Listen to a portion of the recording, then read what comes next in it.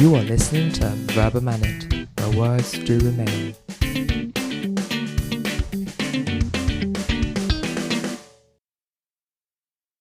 Hello, and welcome to this episode of Right the Wrongs. Today, we are going to talk about war crimes in Ethiopia, a serious human rights issue that is not nearly covered enough by mainstream media. This concerns the northern Tigray region, where hundreds of thousands of refugees are fleeing the conflict areas.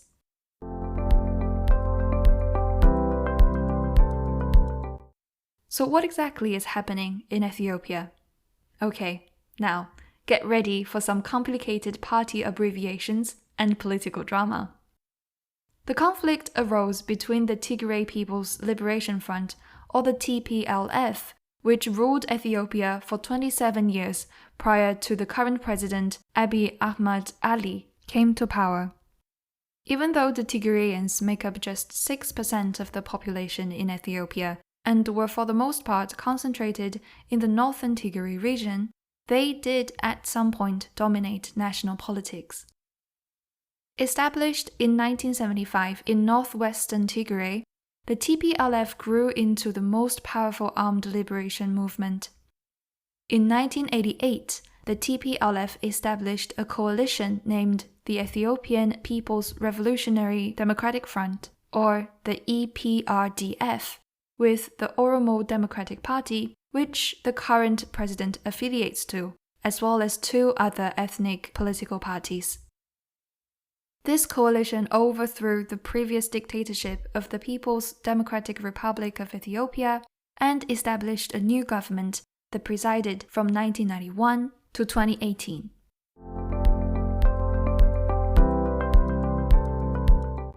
In 2018, the EPRDF coalition appointed Abiy as prime minister to help manage the increasing dissatisfaction and anti-government protests against the repressive rule of the TPLF. Abiy managed to quickly win popular approval and even a Nobel Peace Prize for opening up political spaces and finally ending the 20-year-long stalemate between Ethiopia and Eritrea. While in this position, Abiy also attempted to move towards a unified Ethiopian identity as opposed to the ethnic federalism with regional autonomy. To do so, he initiated a new multi-ethnic prosperity party in December 2019. This meant that the TPLF would lose their edge as the majority in ethnic politics. Therefore, the party refused to support Abiy's initiative and challenged his legitimacy as he postponed the date of the general elections from 2020 to an undetermined date in 2021, allegedly due to COVID-19. TPLF then went ahead with regional elections in the Tigray region in September 2020 in defiance of the federal government, which declared the Tigray elections illegal. Moreover, Ethiopian lawmakers voted to cut funding to the region in October, which increased tension with Tigray leaders who in response blocked the appointment of a brigadier general to the northern Tigray region.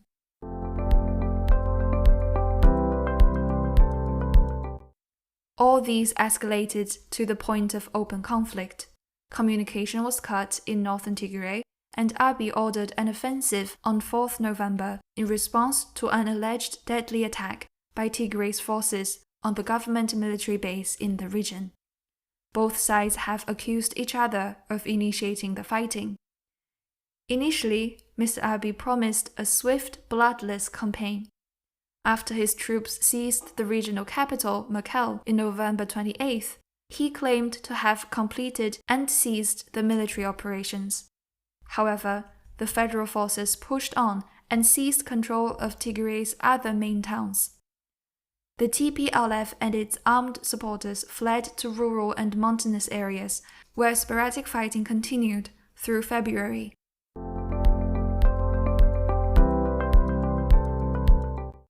Eritrea quickly joined the war on the side of Ethiopia's central government, firing artillery across the border and sending troops into Tigray.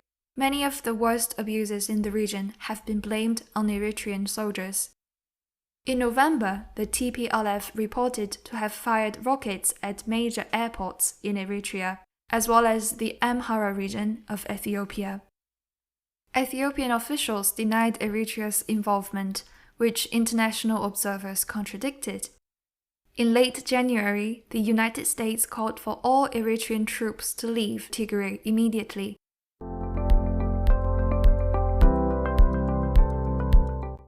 Even before open confrontation erupted, Tigray was home to as many as 200,000 refugees and internally displaced people, according to UN agencies.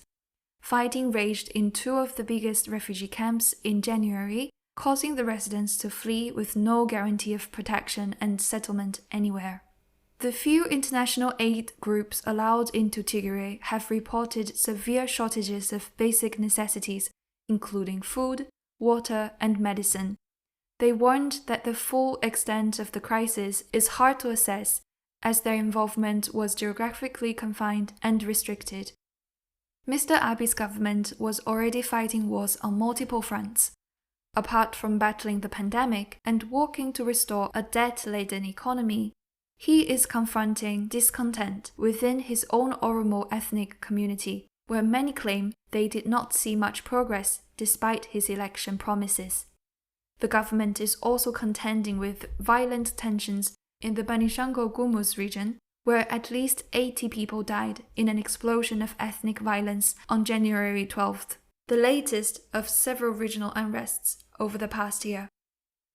A general election is scheduled for June the 5th in Ethiopia, but analysts question whether a credible vote is possible, given the political and military turmoil.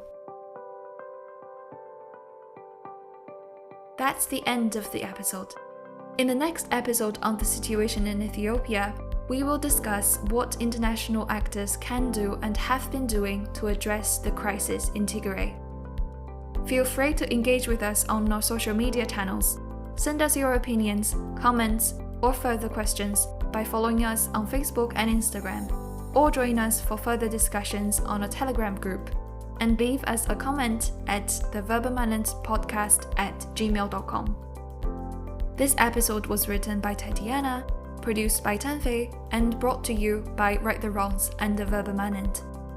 The next episode of Right the Wrongs will talk about pornography.